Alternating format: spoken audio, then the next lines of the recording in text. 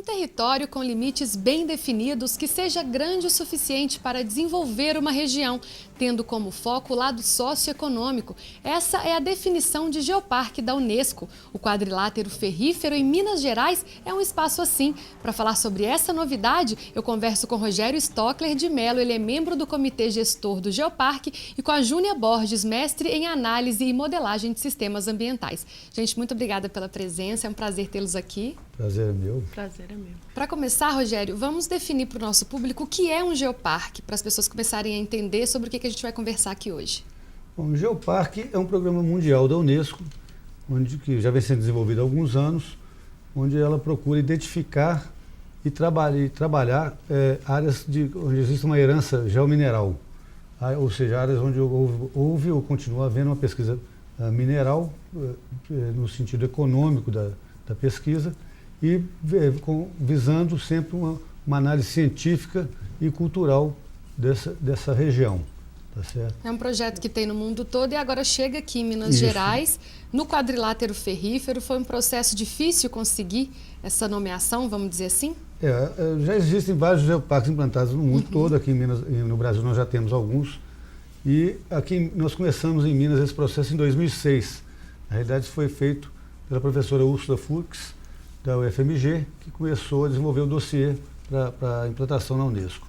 Esse dossiê foi enviado em 2009, revisado em 2010, e agora, recentemente, nós tivemos a visita dos auditores da Unesco, que vieram certificar o processo e autorizar a implantação com o carimbo da Unesco, né, para o Geoparque do Quadrilátero Ferrífero. Inclusive, foi essa semana a visita, né? O pessoal da Unesco percorreu os locais que estão no dossiê. Quais os principais locais que eles foram? Olha, eles foram visitar, o dossiê já tinha identificado vários pontos que a gente chama de geossítios, são os locais onde há um interesse natural e científico, voltado, como eu disse, para a área de mineração e pesquisa geomineral, e eles estiveram em alguns deles. Eles estiveram no Caraça, estiveram na Serra do Rola Moça, estiveram na região de Ouro Preto, Pitacolomi e outros, e adoraram o que viram, né? A região realmente é muito, muito bonita, e com isso acho que a gente não vai ter problema de certificação, não. Ok, Júnior, você foi a pessoa responsável em desenvolver esse mapa, fazer um mapeamento das cidades, né? Traçar os pontos, as cidades, que são 25, inclusive, que vão fazer parte do Geoparque. Nós fizemos um trabalho de mapa turístico, né? Voltado para o público geral. E nesse mapa turístico a gente procurou, nesse primeiro momento, identificar os pontos de interesse histórico, cultural e natural e os geossítios, né, junto com os municípios e alguns elementos de destaque da paisagem, como, por exemplo, o Pico do Itacolomi, o Pico do Itabirito, né, elementos que as pessoas pudessem notar facilmente na paisagem para facilitar a interpretação. E para essas comunidades, essas 25 cidades, o que representa um título como esse? Porque acaba que as pessoas elas passam a ser responsáveis também por isso. Não é só simplesmente o título e os gestores, os comitês gerenciarem isso. As pessoas têm que encararem isso também, né, abertamente, e fazerem coisas para desenvolver aquela cidade. O turismo no Geoparque é uma nova abordagem turística para a região do quadrilátero ferrífero, né? Com interesse geomineral, com esse foco, né, de geomineral. Então, as pessoas poderão ter a oportunidade de realizar a visitação com esse novo olhar, né, essa nova abordagem, né, para esse território aí que nós estamos trabalhando. Economicamente falando, as cidades acabam crescendo também. E o turismo é uma atividade que traz muita renda para as comunidades. Então, potencialmente, né, a gente tem aí a Copa de 2014, né, uma série de outros desdobramentos que vão vir com a Copa, que vai ter um interesse muito maior na nossa região, para atividade turística no entorno de Belo Horizonte, principalmente, né? Ok, Rogério, quais os benefícios que você vê? São esses que eu acabei de comentar aqui com a Júnia. Existem outros também para o país, inclusive, não só para Minas Gerais. Claro, esse mapa que a Júnia mencionou, que você disse aí, ele vai estar muito voltado para um levantamento cultural da herança da mineração, né? Tudo que aconteceu de 3 séculos para cá, não só no patrimônio edificado, mas especialmente no patrimônio imaterial. Com isso, nós vamos conseguir levantando esse patrimônio material, uma valorização das comunidades, para a própria comunidade se valorizar, né, porque muitas vezes as pessoas têm determinado patrimônio, mas aquilo está tão enraizado ali, tão arraigado, que ela não dá o devido valor. Isso a gente vai procurar valorizar essas comunidades, né, através desse levantamento. Legal. E a partir dessa semana, com essa visitação dos representantes da Unesco, a partir de agora até 2013, né, que é o foco final do projeto, o que vai ser feito? Bom, agora nós vamos aguardar o relatório dos auditores e a partir daí nós vamos começar a pesquisa de campo propriamente dita e também como é que chama? A roteirização. A roteirização dos atrativos, né? Então nós vamos desenvolver esses roteiros turísticos e também a identificação dos pontos de atração através de placas e outras coisas assim, né? Joia. E aí, no caso, o foco que a gente estava falando, Copa de 2014, para que as pessoas possam visitar, os turistas que vão estar aqui, mas a ideia é que isso seja uma coisa fixa, né? Depois que passar a Copa, continue sempre desenvolvendo e melhorando. Ah, com toda certeza. O Geoparque veio para ficar. Não é uma coisa que é só para a Copa, não. É para ficar aí mesmo. Realmente um título, vamos dizer assim, muito almejado. E por que a região do quadrilátero ferrífero foi escolhida? Olha, a gente está falando muito da cultura aqui, mas o Geoparque ele é muito voltado para a ciência também, para o desenvolvimento da pesquisa mineral, sempre de forma sustentável, né? E o quadrilátero ferrífero ele é considerado uma das maiores províncias minerais do mundo, né? A gente já teve aqui uma região aurífera importantíssima, que propiciou inclusive o desenvolvimento toda da região, e hoje na área de mineração nós temos vários minerais aí importantíssimos que continuam sendo pesquisados. Além do que, nós temos uma herança geológica muito importante. Essa região é uma região muito antiga, geologicamente falando, né? Então, a gente tem toda uma fonte de estudos aí que isso é para mais de 100 anos, com toda certeza. E ao mesmo tempo que o Geoparque está em andamento, a gente não pode esquecer também que tem que haver uma preservação dessas regiões, porque não basta ter o título, né? Na prática, tem que estar tudo em ordem, tanto que estava tudo no dossiê explicadinho como são essas regiões e o pessoal veio para cá para conferir. Não, é isso mesmo, está tudo do jeito que eles falaram. Como é que vai ser para conseguir manter esse patrimônio? Porque a gente sabe que Minas, a exploração mineral, ela é muito intensa, as mineradoras trabalham aqui ativamente. Claro que elas tentam preservar, mas não dá para esquecer, há um impacto para o ambiente, não tem jeito. Com certeza, mas as mineradoras elas são inclusive parceiras no Geoparque, elas são chamadas a participar também, em conjunto com as ONGs, né, que estão aparentemente do outro lado, né, da defesa do meio ambiente, mas as duas coisas têm que caminhar juntas. E quando a gente estabelece um geossítio, isso já atrai atenção para esse local, não só em termos de turismo, como a gente disse, mas também em termos de preservação, porque aí atrás vem o IFAM, que é o Instituto de Preservação do Patrimônio, o IEFA. Então, uma vez que estão todos esses órgãos envolvidos, o próprio Ministério Público, a gente vê que vai haver uma proteção desses locais com toda certeza, né? Uma proteção maior. Júnior, como que vai acontecer daqui para frente a preparação dessas comunidades para receber o Geoparque?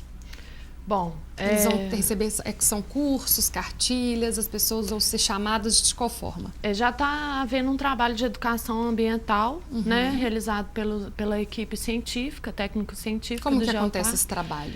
Bom, esse trabalho ele é realizado, uma equipe do Geoparque é preparada para isso, visita esses geossítios ou locais pré-determinados onde é atingida a comunidade do entorno, né, e eles são trabalhados temas relativos ao Geoparque. Cada cidade uma cidade e aí características diferentes de uma para outra. Exatamente. Joia. E, Rogério, com relação a essa semana, esse trabalho que a Unesco veio e participou, o que você acha que eles estão levando de bagagem aqui de Minas Gerais? Eles vão chegar e vão falar, nossa, lá é interessante por isso, por isso, por isso. O que mais chamou a atenção dessa equipe? Olha, o que mais chamou a atenção é o que eu disse no começo, é a herança cultural que nós temos aqui, que diferencia o Geoparque do Quadrilátero Ferrífero dos outros sítios. Porque nós temos uma história que não tem em outro lugar, nenhum dos outros geoparques que a gente tem implantados aí, a gente tem essa cultura e essa história que a gente tem, porque realmente a mineração nos deixou uma herança muito rica aqui. Então, além do que, a paisagem natural também é uma coisa fantástica. Nós estamos falando aqui da Serra da Piedade, com o próprio santuário e o observatório, o Caraça, né, uma coisa muito linda, o Pico da Colomi e todos esses locais, Serra de Ouro Branco. Então, são realmente uma paisagem maravilhosa. Eles estão saindo daqui muito encantados, com certeza. Com certeza, Júnior. E para a gente terminar, com relação a essas cidades percorridas e mapeadas, porque a gente sabe que Minas é um dos estados com o maior número de municípios do país. Foi difícil fazer esse mapeamento, determinar, porque eu imagino que não são todos que entraram, aqueles com maior potencial é que estão participando. Sim. A gente está na primeira etapa do mapeamento, né?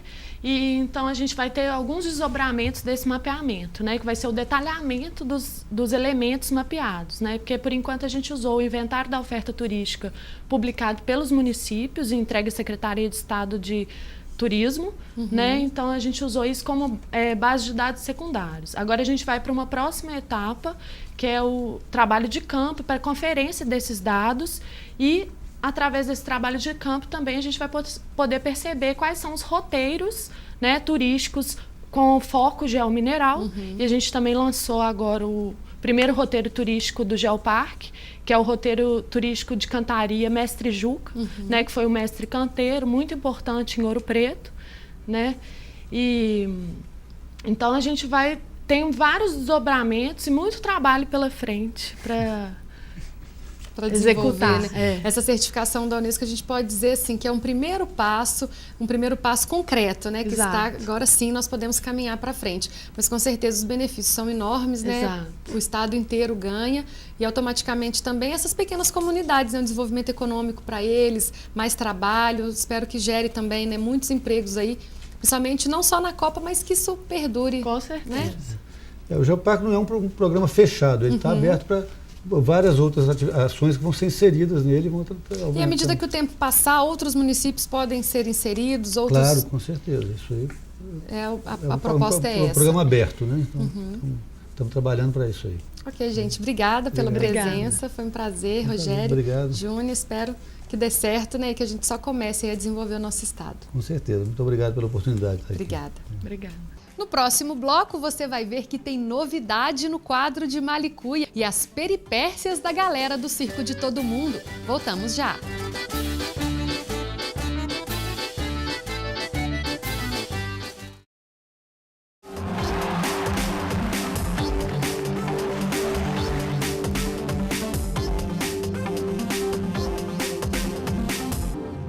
O quadro de Malicuia de hoje vai ser especial. A repórter Isabela Martins fez uma viagem pela Europa e vai mostrar pra gente como foi essa aventura.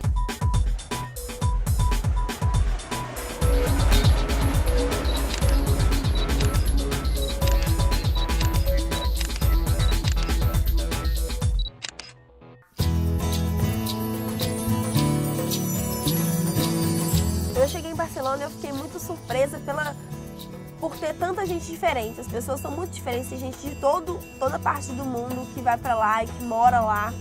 E é muito interessante ver uma avenida principal que tem lá, que chama Las Ramblas. Ela é enorme, enorme, enorme, enorme, só que a avenida ela corre paralela aqui e no meio como se fosse um passeio enorme. E nesse passeio tem restaurante, tem tenda de comércio, tem feirinha, tem tudo, inclusive artista de rua.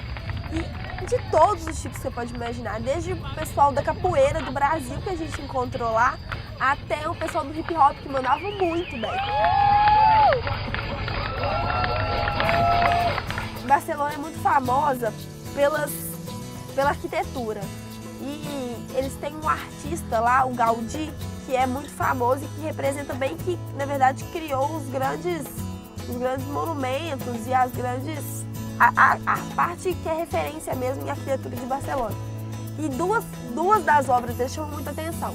Uma, que é a Sagrada Família, que é uma basílica enorme. A gente está saindo do metrô, vira de cara com ela, linda, uma basílica que é toda detalhada e nesses detalhes de fora ela vai contando toda a trajetória de Jesus e da Sagrada Família mesmo, do nascimento até a morte dele.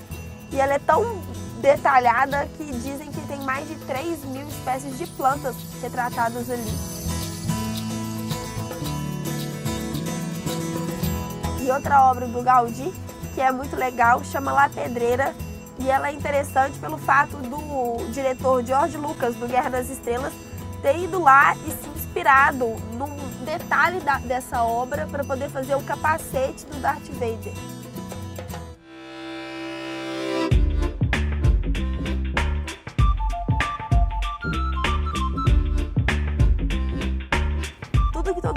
sabe e quer saber de Ibiza é festa e praia. E na verdade foi isso que a gente conferiu lá mesmo. Mas além disso, uma coisa muito interessante que acontece é o pôr do sol, que é um momento bem mágico, assim, onde o sol encontra com o mar e derrete, é uma coisa linda. Então a gente foi conferir como que isso acontecia lá. É como se fosse um lounge, assim, que chama Café Del Mar, todo mundo para, assiste, é um evento mesmo, é tipo como se fosse um show, tem várias arquibancadinhas e as pessoas sentam para assistir. Enquanto o pôr do sol realmente não acontece, várias outras coisas vão rolando. Enquanto isso, tem gente que pula de asa delta e fica velejando, tem muita coisa bacana que acontece enquanto isso lá. É um momento muito mágico, é lindo assim, eu não tenho nem palavras para falar, o jeito que as cores vão se misturando, ele fica paradinho assim com o mar, coladinho até que ele desaparece, como se ele entrasse dentro do mar, assim, uma coisa que eu nunca tinha visto e nunca tinha visto nem pensei que fosse ver às 9h15 da noite, porque lá escurece 9h15, o pôr do sol ele termina por volta de 15 para as 10, é como se a nossa 5h30 da tarde, quando o sol está começando a cair, fosse a 9h30 de lá. Então a gente foi conferir a balada de Ibiza, que é super famosa. Algumas boates, essa que a gente foi, por exemplo, chegou a comportar 30 mil pessoas lá dentro. É muito grande. E a festa que a gente escolheu foi a festa da espuma, que é bem famosa, assim, todo mundo quer ir porque em determinado momento da festa começa 3 canhões, jogam espuma em todo mundo. Só que a gente falou assim, espuma, né? Tudo bem, vamos lá ver como é que é. Só que é muita espuma, muita espuma. Gente, é um lugar incrível, dá pra folgar, dá pra se divertir, dá pra perder a sapatilha, mergulhar e achar. Dá pra fazer tudo e ainda mais um pouco. Ibiza é assim, o dia nasce e dorme para que tudo recomece. As festas, as praias, tudo recomece.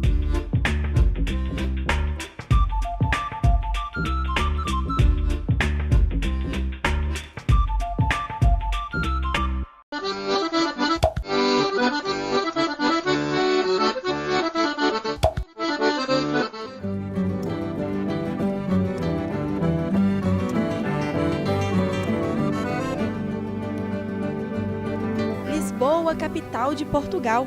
A cidade que sempre esteve presente nas aulas de história parece sair dos livros para se apresentar com detalhes que autor nenhum ousou contar.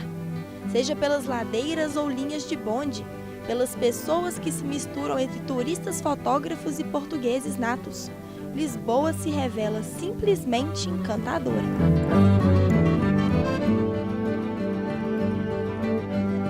A arquitetura segue linear, aumentando o horizonte das largas avenidas da capital. As cores sóbrias se emparelham discretamente para combinar com a limpeza das ruas. Varal aparente, em plena varanda, aqui não é problema. E é nesse conjunto harmonioso que arte, gente e culinária se misturam apenas para somar as belezas de Lisboa. Agora a gente veio provar o pastel de Belém, que é assim, super clássico de Lisboa. Não tem cara de pastel, porque o pastel do Brasil que a gente está acostumada é bem diferente. Mas vamos ver como é que é.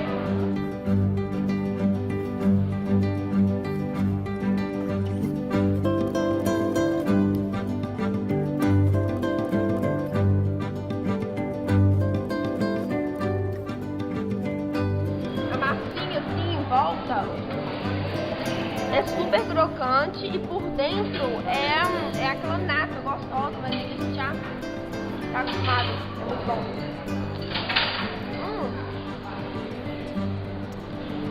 Mas tem que vir comer aqui no pastel de Belém, que é um bairro que chama Belém, né?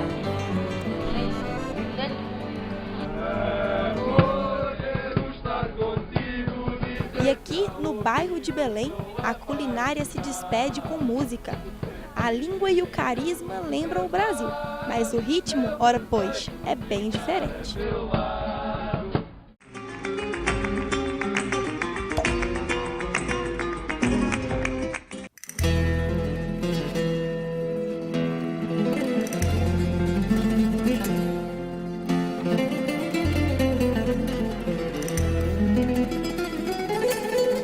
É como se Madrid fosse palco de muitos talentos. A cada esquina, artistas de rua se revezam para encantar turistas e conquistar não apenas alguns euros, mas também o sorriso de quem para ver ou apenas passa. E não é só isso. A arte continua no futebol e nas vitrines de sorvete.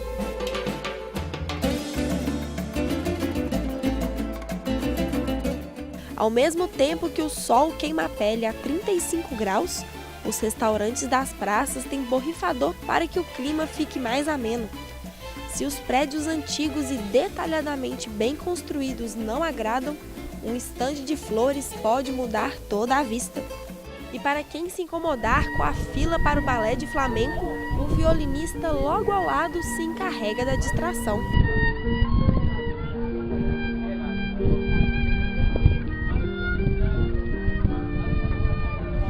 Ah, importante!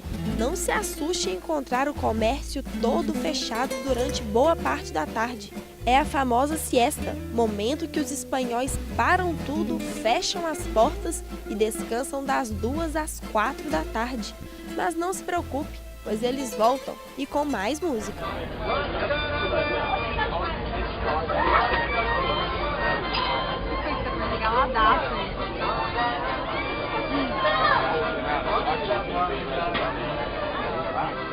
Por ser tão popular, o circo é de todo mundo, inclusive de crianças e jovens carentes que encontraram no picadeiro uma forma melhor de esperar pelo futuro. É a ONG Circo de Todo Mundo.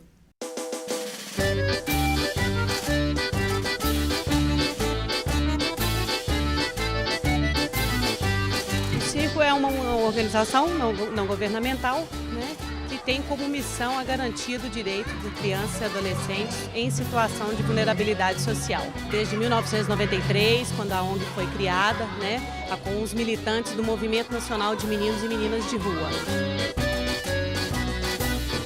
A nossa principal atividade são atividades circenses, né, que nós fazemos com as crianças, mas também a formação humana, né? Na verdade, o circo é só um instrumento para que a gente possa estar perto desses meninos.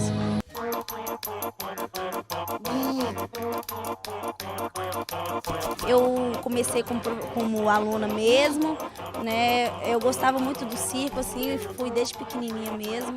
E aí, para mudar, assim, bem radical de aluno para professor foi um pouco complicado para mim, porque, na verdade, eu queria treinar, né? Eu queria aprender. A quantidade de alunos era tanta que tinha que ter mais professores. Aí eu comecei a fazer como monitor, né? Monitoria mesmo, ajudar mesmo os professores a dar um apoio numa fila.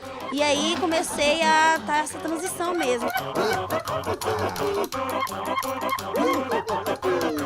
Eu me espelho muito neles, sabe? Eu me vejo quando eu comecei e como é o trabalho que a gente faz com eles, foi o que aconteceu comigo, né? Foi só o que eu vivi, eu tô repassando. Então é muito legal ver eles cada dia que passa mais empenhados nisso que eles fazem, que é a arte do circo. E ver que aqui, como eu sou artista, que hoje temos muitos artistas aqui também, como eu fui. Algumas coisas eu tenho medo de fazer, mas só que a professora sempre ajuda a gente, igual eu tenho medo de algumas quedas, eu tenho medo de fazer. Só que a professora fala que tem segurança, que a gente pode fazer e confiar nela, porque ela ajuda a gente a fazer as coisas. Eu aprendo a ter mais amizades, igual antes eu não tinha muitas amizades. E agora aqui no circo a gente conhece mais pessoas.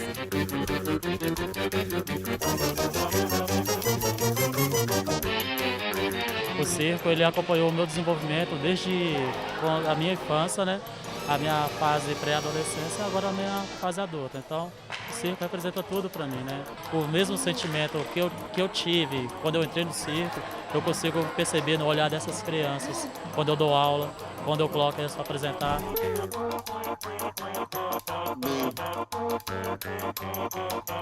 Minha vida era balé, aí eu entrei no circo e descobri uma nova paixão. Venho todos os dias que eu posso vir, estou aqui para aprender, levo a sério, para cada dia estar aprendendo mais. E é o que eu mais gosto de fazer, assim.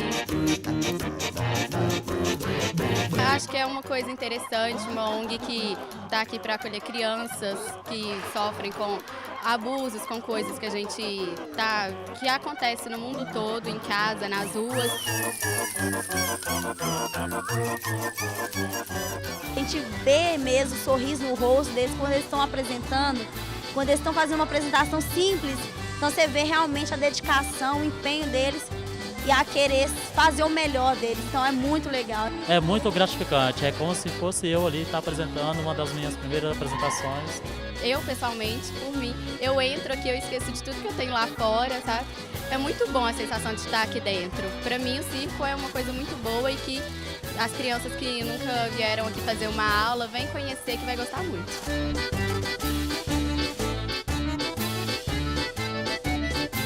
A gente está completando a maioridade, né, os 18 anos, mas a gente ainda tem muita história para contar.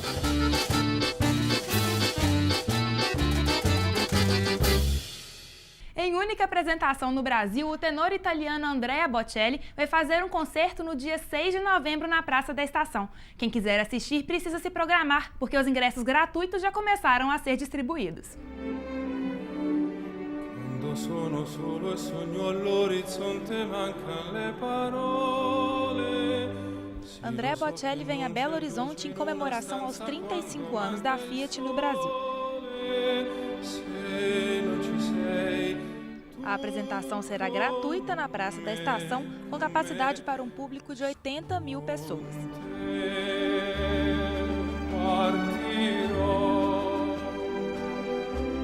Para retirar o ingresso, limitado a um por pessoa, é preciso apresentar o CPF.